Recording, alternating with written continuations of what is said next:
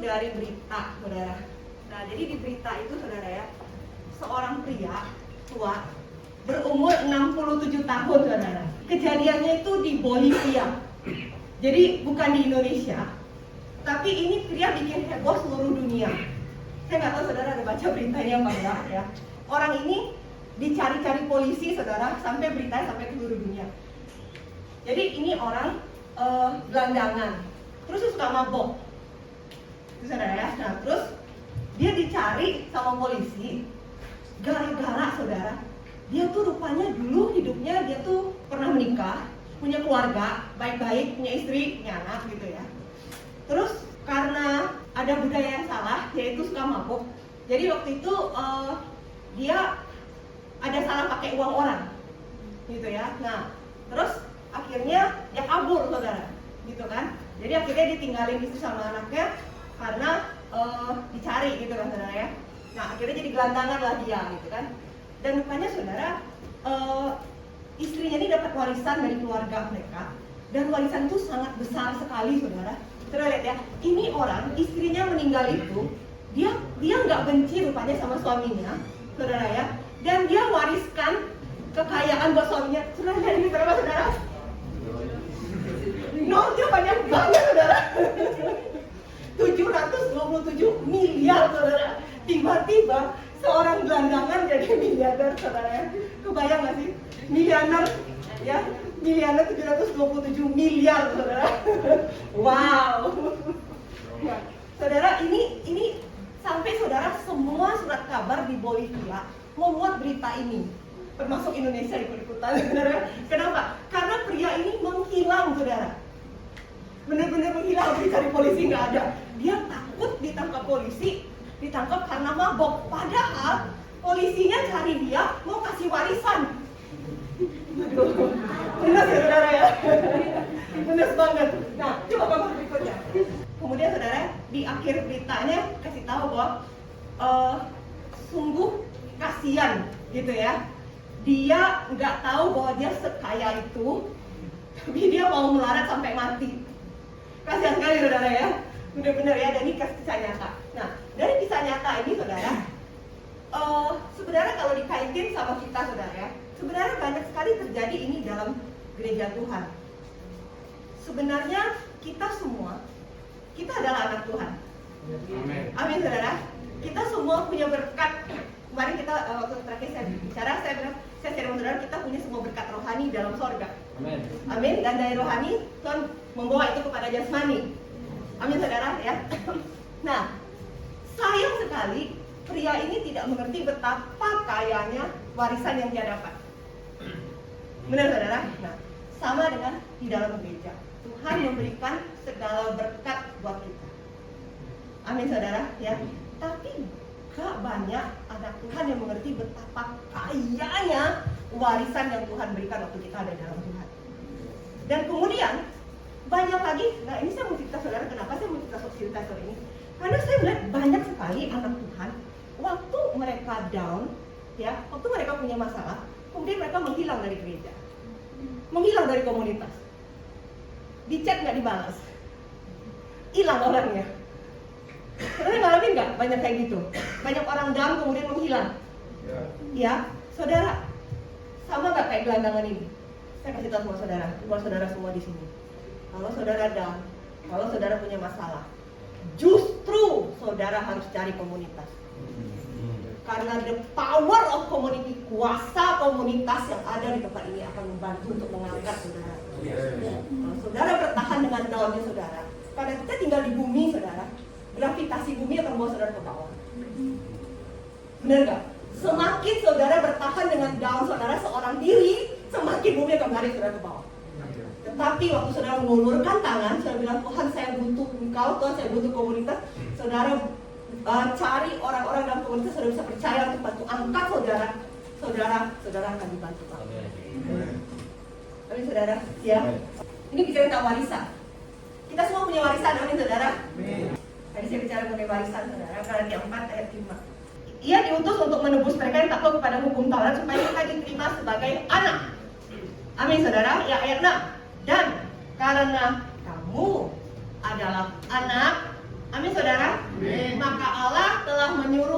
anaknya ke dalam kita yang berseru, ya Aba, ya Bapa. Amin saudara, lanjut. Jadi, kamu bukan lagi hamba, melainkan anak. Kamu bukan gelandangan. Amin saudara, ya. Dan jikalau kamu anak, maka kamu juga adalah ahli waris oleh Allah. Amin saudara. Kita semua di sini anak. Saudara, susah banget kalau misalnya, aduh ada nama Tuhan banyak, ada Jehovah Jireh, ada Jehovah Rafa, ada Jehovah Nisi. Saudara nggak perlu lah ingat-ingat, kalau saudara nggak ingat nggak apa-apa. Ya, tetapi satu yang saudara perlu ingat, nama Tuhan kita adalah Bapa, dan kita adalah anak, dan kita adalah ahli waris. Dan Tuhan membawa kita datang untuk memberikan kepada anaknya warisan, dan memberikan kepada kita kemenangan demi kemenangan. Dia mati di kayu salib bukan untuk hanya membayar dosa kita saja, tetapi dia mati di kayu salib untuk memberikan kepada kita kemenangan demi kemenangan. Amin saudara ya. Oke. Jadi sore ini saya mau bicara mengenai orang benar yang hidup berkemenangan. Amin saudara. Karena kalau kita lihat dalam kitab ya, saya tahu saudara pasti tahu cerita Abraham dan Lot. Saudara tahu Abraham dan Lot dua-dua orang benar kan? Benar kan? Dua-dua orang benar kan? Tetapi kita bisa belajar di sini dari cerita ini, walaupun orang benar, ternyata hidupnya tidak selalu berkemenangan loh. Benar nggak? Tuhan merancang anak-anaknya punya warisan, merancang anak-anaknya hidup dalam kemenangan. Tetapi kalau kita lihat Lot ya saudara ya, hidupnya berkemenangan nggak? Penuh dengan kekalahan. Benar kan saudara ya? Nah, saya mau tanya sama saudara, bagaimana dengan Abraham? Hidupnya berkemenangan nggak? Ya, amin. Kalau saya tanya sama saudara, saudara mau pilih, kita sama-sama lihat orang benar ya. Abraham orang benar, Lot orang benar. Saudara mau pilih hidup seperti Abraham atau hidup seperti Lot? Amin saudara. Iya kan? Nah, saudara, saya mendapati ya saudara ya, Lot ini di 2 Petrus 2, coba ayat 7 dan 8. Ini alarm buat kita saudara, ini alarm buat kita. 2 Petrus 2 ayat 7 dan 8. Tetapi Tuhan menyelamatkan Lot, orang benar. Ya, kita bilang si Lot orang benar sama seperti kita ya. Yes. Yang terus-menerus menderita oleh cara hidup orang yang tergabung dengan hukum. Kenapa? Karena dia memilih wilayah yang banyak cuan, tapi tidak ada hadirat Tuhan. Benar kan saudara ya? Yang tidak mengenal hukum dan hanya mengikuti hawa nafsu mereka saja. Ayat 8. Sebab orang benar ini tinggal di tengah-tengah mereka dan setiap hari melihat dan mendengar perbuatan mereka yang jahat itu. Nah, endingnya ini saudara, jiwanya yang benar itu tersiksa. Oke. Jadi saudara, saya belajar sini. Ini yang saya belajar ya. Tuhan tulis di Ibrani bahwa Tuhan menulis perintahnya dalam hati kita. Alarmnya ada di sini. Oke. Kalau sebagai orang benar, kita mengalami ada yang gak beres di sini atau di sini. Ini berarti alarm. Kayak Lot saudara, dia ngalamin jiwanya tersiksa, tapi dia masa bodoh, dia hantam terus. Saudara nggak ngerti maksud saya? Kita bilang seperti itu kan, jiwanya tersiksa, tapi dia nggak stop, dia nggak pause, dia nggak cari, oke, salahnya di mana Tuhan mau saya ngapain? Tapi dia hajar terus. Saudara lihat nggak? Dan itu akhirnya membuat pilihan itu yang membuat akhirnya hidupnya tidak berkemenangan. Saudara lihat?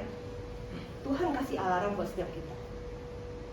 Kalau kita udah merasa, saudara merasa nggak kalau saudara sudah jatuh dalam dosa, atau saudara udah negatif thinking, atau saudara udah kecewa sama orang, saudara merasa nggak alarmnya bunyi? Iya. Saudara coba, saya ingin tahu, saudara ngalamin nggak sih? Ya, saudara ngalamin nggak? Ya, thank you saudara. Ya, saudara ngalamin kan? Nah, sekarang saya mau tanya sama saudara, kalau alarm ini bunyi, saudara nggak taat, saudara tambah nggak tenang nggak? Ya. Bener kan? Itu dia, jiwanya tersiksa, nggak tenang. Mau doa juga nggak tenang, mau ngapa-ngapain nggak tenang. Tapi masalahnya adalah dia hajar terus, peduli amat, yang penting buat cuan. Iya kan? Saudara, ini buat kita belajar ya. Sama-sama orang benar. Yes, that's it. Tuhan kasih kita setiap kita alarm untuk kita mengerti kalau saya mulai nggak beres, berarti saya harus pause, saya harus balik. Kenapa? Karena saya mau hidup seperti Abraham. Saya nggak mau kayak Lot. Kalau saya nggak pause, saya nggak balik, bisa jadi pilihan-pilihan hidup saya akan semakin salah. Betul saudara? Karena kan di sini nih, dari hati yang galau ambil keputusan. Saya kasih tahu saudara ya, prinsip firman Tuhan, benar-benar. Jangan pernah ambil keputusan apapun kalau saudara lagi galau. Ya, benar. Kenapa? Kalau saudara lagi galau, bisa jadi yang bicara itu kedagingan. Iya. Saudara bukan lagi mendengar dari roh Allah. Dan bisa jadi hampir bisa dipastikan keputusan itu daging, salah. Ya, itu prinsip firman Tuhan banget. Jangan pernah ambil keputusan apapun waktu saudara lagi galau. Ya. Nah, jadi maksudnya saudara, kita mau belajar sama-sama.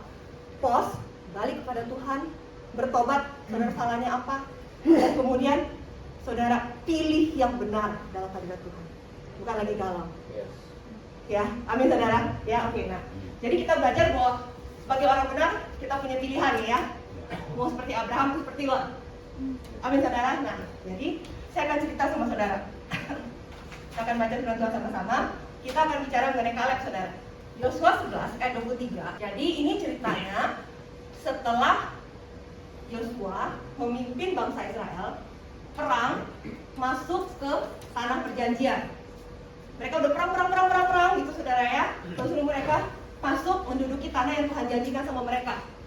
Nah, kemudian Yosua 11, demikianlah Yosua merebut seluruh negeri itu sesuai dengan segala yang difirmankan Tuhan kepada Musa. Dan Yosua memberikan negeri itu kepada Israel menjadi milik pusaka mereka, ya, warisan mereka.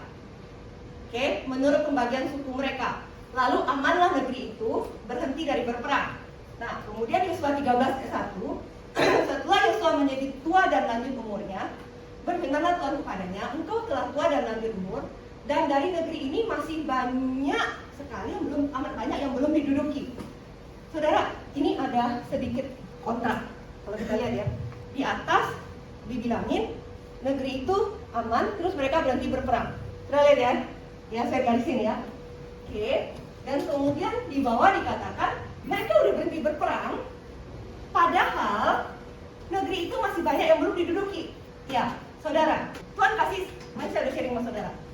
Tuhan mau bahwa hidup kita mengalami janji-janji Tuhan terjadi dalam hidup kita. Amin saudara ya. Tapi kadang-kadang kita bisa jadi stuck, kemudian kita berhenti untuk fight. Kita pernah ngalamin nggak? Kita jadi kayak patah semangat, atau gimana? Kita jadi berhenti untuk fight untuk ambil janji Tuhan itu. Saudara ngerti ya maksud saya ya? Atau kita sekarang sedang berperang sama-sama, tapi janji itu kita belum dapatkan. Ya, oke, ya. Nah, saudara, kita lihat apa yang terjadi. Apa yang terjadi kalau kita tidak fight? Nah, saya mau share sama saudara sore ini apa yang terjadi kalau kita tidak fight. Tadi kita lihat ya, negeri ini berperang, oke, tapi ternyata masih banyak yang belum diduduki. Ya, dan tadi saya share sama saudara, Tuhan mau memberikan kita warisan karena kita anak Tuhan. Ya, dan kita juga baca, saudara semua baca Alkitab, saudara pasti ngerti Esau. Esau itu waktu dia dikasih warisan sebagai anak sulung, dia meremehkan warisan itu kan. Saudara ngerti ya, saudara baca Alkitab ya. Gara-gara semangkok sop kacang merah, ya. Dan kemudian Tuhan menolak Esau. Dengan kata lain saudara, Tuhan tidak mau kita menyia-nyiakan warisan yang Tuhan sudah siapkan buat kita. Tuhan mau kita fight untuk setiap janji yang Tuhan sudah berikan kepada kita. Amin saudara. Tuhan mau kita hidup berkemenangan dari satu janji kepada janji yang lain. Setuju ya saudara ya? Amin ya. Nah, apa yang terjadi terus kalau kita nggak mau fight? Ya udahlah, gini-gini aja lah. Hidup gue be aja. Saudara lihat ya. Coba berikutnya. Saudara tolong baca ya. 2, 3, 4. 1, 2, 3.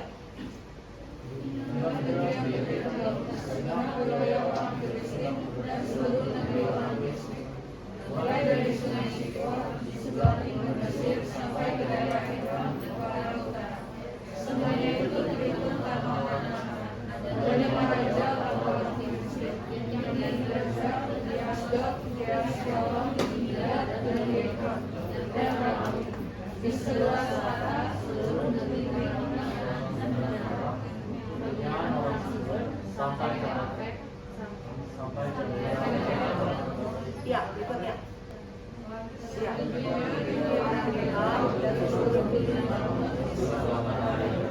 mulai dari Baalgad, kaki gunung Hermon, sampai ke jalan semua orang yang di pegunungan, mulai dari gunung Libanon sampai ke Bermain.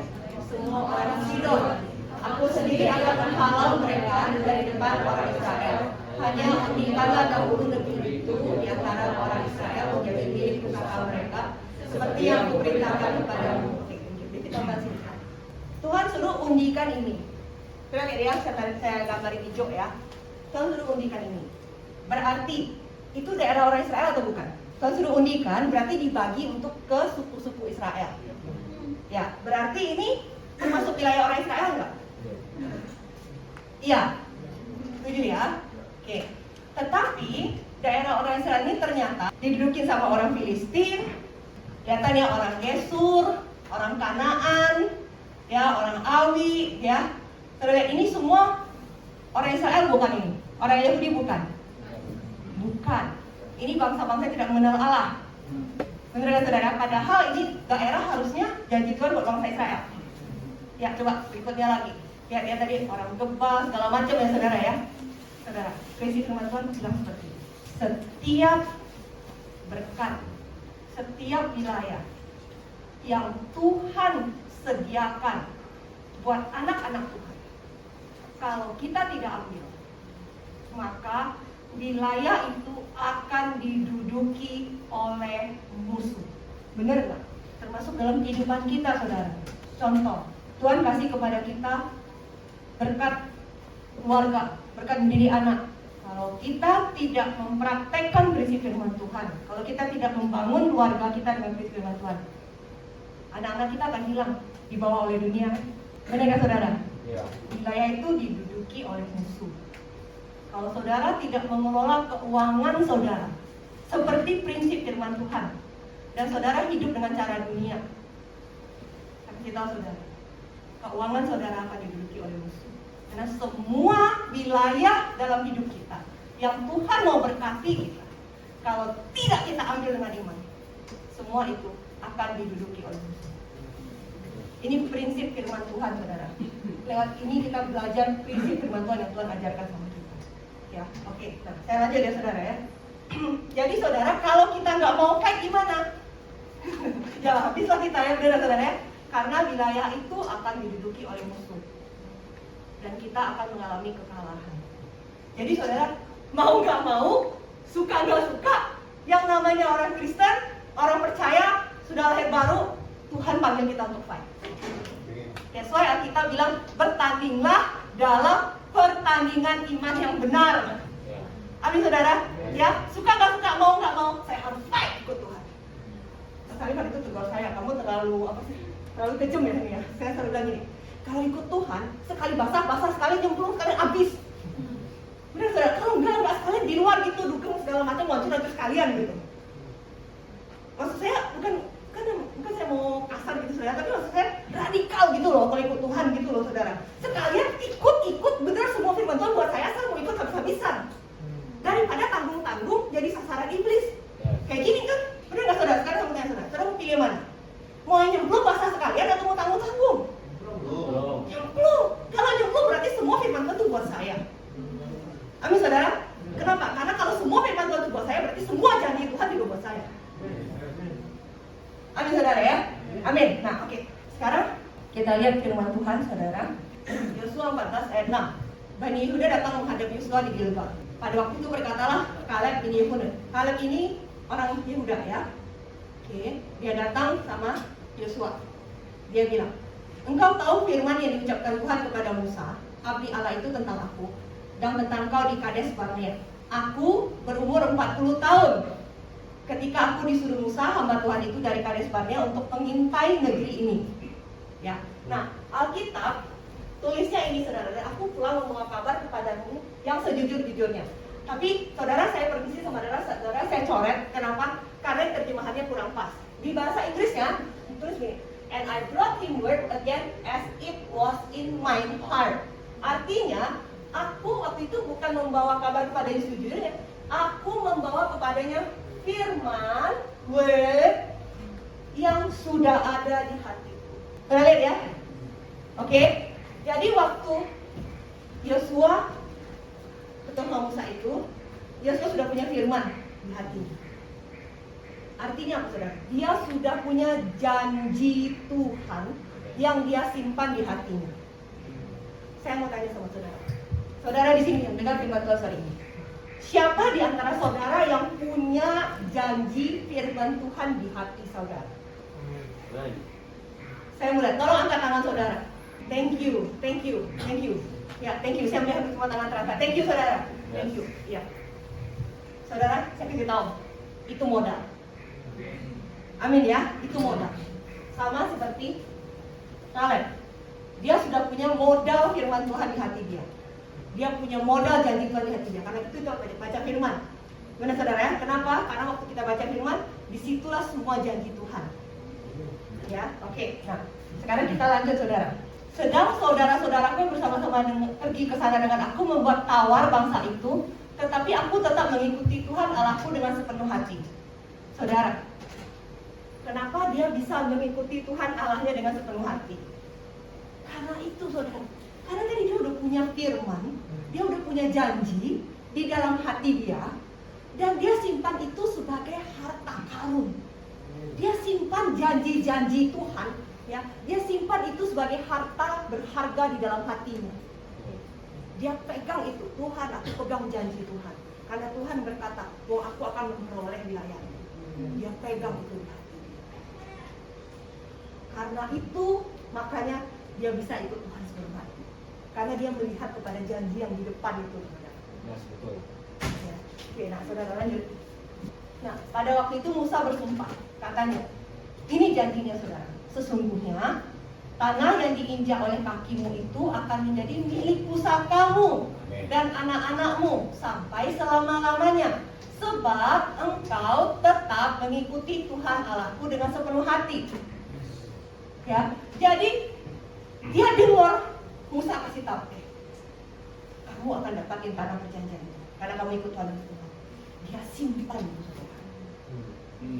Ya, walaupun saya kasih tahu saudara, dia perang sama bangsa Israel lama loh saudara. Nanti siapa nih saudara? 45 tahun. Ya, dan janji itu mungkin nggak pernah diucapin lagi. Segitu lamanya, ya. Tapi dia tidak tergoyahkan, dia pegang itu. Dia menghadapi masa yang sulit karena apa? Dia tinggal di lingkungan orang-orang yang tidak percaya. Saudara, kita bersyukur di sini kita punya komunitas ya saudara yang menguatkan kita. Saudara kebayang dia, waktu itu di tengah-tengah bangsa Israel yang punya iman itu cuma Yosua sama Kaleb. Dari sekian banyak orang Israel, dia tinggal di tengah-tengah orang yang percaya, dia pegang janji Tuhan. Wow, saudara ya. Nah, kemudian ayat 10 ya. Jadi sekarang sesungguhnya Tuhan telah memelihara hidupku seperti yang dijadikannya. Ini sudah berapa saudara tuh lihat? 45 tahun lamanya sejak diucapkan Tuhan firman itu kepada Musa, dan selama itu orang Israel mengembara di padang gurun. Jadi sekarang sudah berumur 85 tahun aku ini.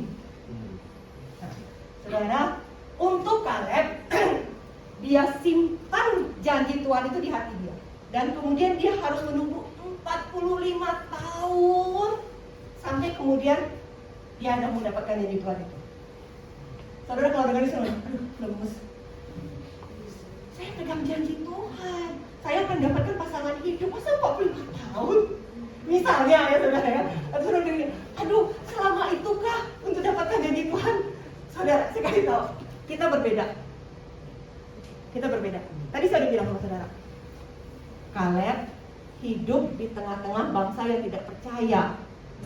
Dia hidup di tengah orang Israel, dan orang Israel yang keras kepala, tegak teguh kepala batu itu harus puter-puter di padang gurun 40 tahun kan? Benar kan? Karena itu Kalebnya harus ke bawah nunggu 40 tahun juga. Karena dia hidup di tengah-tengah orang tidak percaya. Saudara ngerti ya? Nah, jadi kalau kita saudara, apakah kita sama kondisi dengan Kaleb? Enggak. Kita hidup di tengah-tengah komunitas orang percaya. Amin saudara. Dan kita ini tadi karena itu saya perlu share pertama, kita ini anak.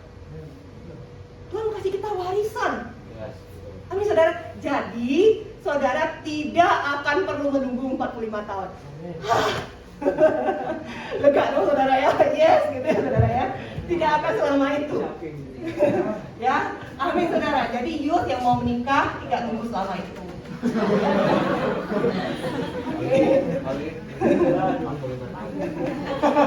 Ada yang udah lepas duluan ya.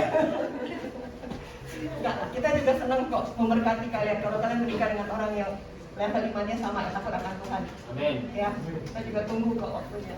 Benar nggak Bapak ngomong? Benar ya? Oke. Oke. Oke. Nah, lanjut saudara. 45 tahun. Kenapa benih itu bisa bertahan di tengah-tengah bangsa yang keras kepala batu, tegak tengkuk? Selama 45 tahun Kaleb di bawah pimpinan Yosua, mereka harus ikut bangsa Israel. Dan kemudian waktu Tuhan suruh fight, mulai dari masuk ke tanah Yeriko, Kaleb itu ikut. Saudara, yang memberi makanan kepada spiritnya sampai dia bertahan untuk janji Tuhan itu adalah karena dia fight bersama dengan Yosua. Mengerti prinsip firman Tuhan? Saudara semua punya janji Tuhan. Ya, amin. Tetapi saudara, tahukah saudara, janji Tuhan itu ya bisa bertahan dan bertumbuh sampai kita mendapatkan janji itu waktu kita fight bersama-sama di dalam komunitas kita.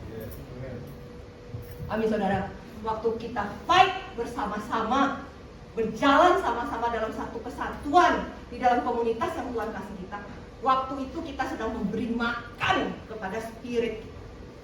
Kita sedang memberi makan kepada setiap janji Tuhan yang Tuhan kasih sama kita. Itu yang menjadi kekuatan Kaleb. Sehingga saudara, waktu dia simpan firman itu dan dia kasih makan saudara, secara usia mungkin dia boleh bertambah tua, tetapi dia bilang, saya usia sekarang 85, saya masih sama kuatnya dengan dulu. Kenapa? Karena kekuatan dia dari dalam. Amin saudara. Saudara ingat, dari rohani menjadi berkat jasmani. Amin saudara ya. Nah saudara, saya lanjut ya saudara ya. Berikutnya, pada waktu itu, nah ini dia saudara, pada waktu itu aku masih sama kuat seperti pada waktu aku disuruh Musa. Seperti kekuatanku pada waktu itu, demikianlah kekuatanku sekarang untuk berperang dan untuk keluar masuk. Umur boleh bertambah, tetapi saudara, harusnya karena kita dapat kekuatan dari Tuhan, kita akan hidup sehat sampai tua usia. Kita akan mendapatkan janji Tuhan seperti ini. Amin saudara ya. Oke. Nah kita lanjut saudara, ayat berikutnya. Oleh sebab itu, berikanlah kepadaku pegunungan yang dijanjikan Tuhan pada waktu itu. Sebab engkau sendiri mendengar pada waktu itu bahwa di sana ada orang enak dengan kota-kota yang besar dan berkubu. Mungkin Tuhan menyertai aku sehingga aku menghalau mereka seperti yang difirmankan Tuhan. Karena itu dia berani minta, kenapa? Karena janji itu sudah ada di sini dan ini waktunya sekarang janji itu terlaksana. Ya, oke, ayat berikutnya. Lalu Yosua memberkati Kaleb bin Yefune dan diberikannya kepadanya Hebron menjadi milik pusakanya. Sebab itu Hebron menjadi milik pusaka Kaleb anak Yefune, orang Kenas itu, sampai hari ini. Oleh karena ia tetap mengikuti Tuhan Israel dengan segenap hati. Nah, masalahnya Hebron ini loh saudara. Nah, saya akan bagikan pasal berikutnya buat saudara. Buat saudara ngerti Hebron ini kayak apa. Nama Hebron dahulu adalah Kiryat Arba. Arba adalah manusia yang paling besar di antara orang Enak. Kaleb anak Yehuda diberikan bagian di tengah-tengah suku Yehuda sesuai titatan pada Yosua, yaitu Kiryat Arba, yaitu negeri Arba, bapak Enak, itulah Hebron. Kaleb mengusir dari situ 3 orang Enak, yaitu Sesai, Ahiman, dan Talmai, keturunan dari Enak. Saudara, kalau saudara baca sejarah, ya, ini apa? Ini raksasa terbesar. Ya saudara ya, raksasa terbesar. Oke, ini sisa-sisa raksasa, ya saudara ya. Oke ya, oke. Dan ini belum ada orang yang bisa kalahin. Karena itu mereka masih ada di situ. Oke, sampai kemudian si Kaleb. Kenapa? Kita bilang karena lain jiwanya. Kenapa lain jiwanya? Karena dia simpan firman Tuhan sebagai treasure dalam hatinya. Dan kemudian dia mengalahkan yang tidak terkalahkan. Amen. Saudara, saya kasih tahu sama saudara. Firman ini buat saudara semua sore ini. Orang yang mengerti janji Tuhan dan menyimpan itu sebagai treasure dalam hatinya, dan dia pupukin itu. Saya kasih tahu sama saudara, saudara akan mengalahkan yang tidak terkalahkan. Yes. Amin. Yes. Amin saudara. Modalnya apa tadi? Simpan janji Tuhan di dalam hatinya, ya, dan dia pupukin itu saudara. Amin saudara ya. Jadi saudara, tadi saya udah cerita sama saudara, cerita Kaleb ya. Sebenarnya ini buat kita sama-sama belajar. Amin saudara ya.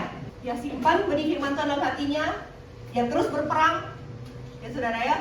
Dia kasih makan kepada spiritnya, dan walaupun usianya bertambah tua, spiritnya bertambah kuat dan dia mendapatkan janji Tuhan. Saudara, berkebalikan tadi sama cerita saya yang pertama yang gelandangan itu. Benar nggak saudara? Ya, saya belajar gini. Dalam menantikan janji Tuhan itu, banyak kita kan punya masalah. Benar nggak saudara ya? Kita mengalami masalah sehari-hari ya. Dan kemudian kita sering mengalami yang namanya down. Saudara pernah down nggak? Pernah? Pernah saudara ya? Nah, jadi sebenarnya boleh nggak down? Boleh. Boleh saudara, boleh lah, kita masih daging, benar nggak? Kita masih proses, ya. Namanya daging, kita bisa down nggak? Bisa. Tapi yang salah kalau nggak saudara apa? Kalau downnya berkepanjangan, down dipelihara, gitu loh. Nah itu salah, itu yang nggak boleh. Down boleh nggak? Boleh, tapi cepat sadar. Benar nggak saudara? Tadi kan kita udah berasa nggak enak nih, ya kan? Di sini udah kasih alarm. Nah saudara, jadi gini. Gimana caranya sih supaya downnya nggak kepanjangan gitu saudara ya? Saudara harus lawan dengan iman. Amin saudara. Duduk, koreksi sama Tuhan. Kalau ada yang salah, yang saudara harus bertobat udah. Karena pertobatan itu setiap hari, metanoia. Betul. Berubahlah oleh pembaharuan budimu. Ya, jadi bertobat udah. Kalau salah bertobat aja udah. Dan kemudian saudara, salah satu yang bantu ya kalau saudara lagi down ya, saudara harus paksakan diri menyembah Tuhan. Amin. Saya mau jadi saudara prinsip. Saudara pernah nggak lagi down, terus saudara nyembah, terus saudara merasa tidak dapatkan apa-apa? Siapa yang ngalamin? Ya, thank you. Oke. Kemudian beberapa dari kita, waktu kita down, kita nyembah Tuhan, kita nggak dapat apa-apa, terus kita bilang, aduh males deh, gue bener-bener lagi nggak bisa nyembah, nggak ngapa-ngapain. Dan kemudian saudara berhenti menyembah. Ada yang pernah mengalami ini? Saya pernah. Saya jujur sama saudara. Dan kenapa saya berani cerita sore ini? Karena saya pernah ngalamin ini. Saudara kemudian berhenti menyembah, kenapa? Karena saudara bilang, gue lagi kayaknya masanya nggak beres, gue kayaknya lagi nggak bisa masuk. Ya, benar saudara ya. Saya kasih tahu sama saudara, itu salah. Kenapa? Jadi gini, kenapa kita bisa down? Kita bisa down tuh gini saudara, karena kita tuh pertama, mungkin kita buka pintu sama dosa, kompromi, ya kan? Atau kita kecewa sama orang, biasa kan gitu, bener nggak? Bener apa bener? Ya kan? Atau saudara maksa sama Tuhan keinginan saudara dan saudara tidak dapatkan dan kemudian saudara kecewa sendiri, atau saudara terlalu banyak mikir, kedagingan menguasai saudara, saudara stres sendiri, stres yang sebenarnya tidak perlu, benar nggak? Biasa kan menyebabkan orang down kayak gitu. Kemudian gara-gara down, saudara tahu yang terjadi waktu kita down, sebenarnya kita itu sedang membangun benteng, ditambah kemudian medsos lah, perkataan orang lah, sampah-sampah dunia masuk. Benteng ini bertambah tebal, menguasai kita. Dan kemudian saudara sadar, masalah. Dan kemudian saudara mau nyembah Tuhan, saudara mau masuk ya, dan kemudian nggak masuk. Saudara, saya kasih tahu, sebenarnya bukan nggak masuk, ya. Sebenarnya bukan nggak masuk, ya. Masalahnya benteng yang ada ini udah cukup tebal. Jadi saudara, waktu saudara pertama menyembah mungkin kayak nggak masuk, tapi itu sebenarnya sedang merobohkan benteng-benteng yang tebal ini. Saudara nggak? Jadi apa yang saudara lakukan kalau merasa nggak dapat apa-apa? Lakukan lagi dengan iman. Besoknya doa lagi. Kalau masih belum dapat, nggak apa-apa. Doa lagi saudara. Kenapa? Saudara sedang merobohkan benteng-benteng ini, saudara nggak bisa lihat.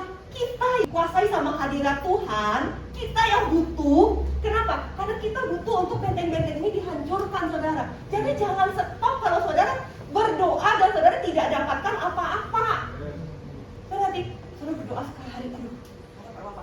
Terus berdoa saudara, besoknya saudara bahasa roh, gak dapat apa-apa, saudara nimbangan, gak apa-apa.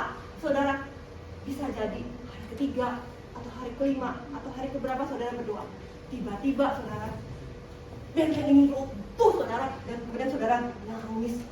Saudara mengalami Tuhan luar biasa dan Tuhan melawat saudara. Siapa yang pernah mengalami apa yang begini? Amin. Oke, aku lihat beberapa tangan terangkat. Thank you. Saudara, itu caranya untuk mengalami bagaimana kita berkemenangan dari down kita, kalau memang down kita udah cukup lumayan. Amin saudara ya. Oke ya. Nah, saudara, aku akan tutup terakhirnya. Coba Devi tolong Yosua 15 ayat 16. Kemudian si Kaleb tadi udah dapat yang janji Tuhan ya. Ya, dia udah dapatkan tanah perjanjiannya, dia udah kalahin raksasanya. Benar ya saudara ya? Oke, nah sekarang ini pasal berikutnya. Si Kaleb bilang, siapa yang menggempur Kiryat Sefer dan merebutnya, kepadanya akan diberikan Aksa anakku menjadi istrinya. Oke, lalu Otniel anak Kenaz saudara Kaleb merebut kota itu. Lalu Kaleb berikan kepadanya Aksa anaknya menjadi istrinya. Saudara, Kiryat Sefer itu arti katanya, ya, itu sebenarnya kota Israel. Tapi ternyata arti katanya adalah City of the Book.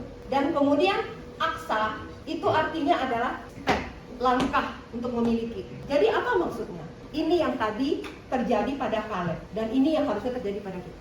Tadi Kaleb menyimpan janji Tuhan sebagai harta dalam hatinya dan kemudian dia memperoleh yang tidak terkalahkan. Benar gak saudara ya? Sebenarnya sama. Siapa yang master terhadap firman Tuhan ini, ya, maka kepadanya akan diberikan step untuk memiliki. Mengerti nggak? Ini City of the Book. Kiryat Sefer, ini bicara apa? Ini bicara firman Tuhan.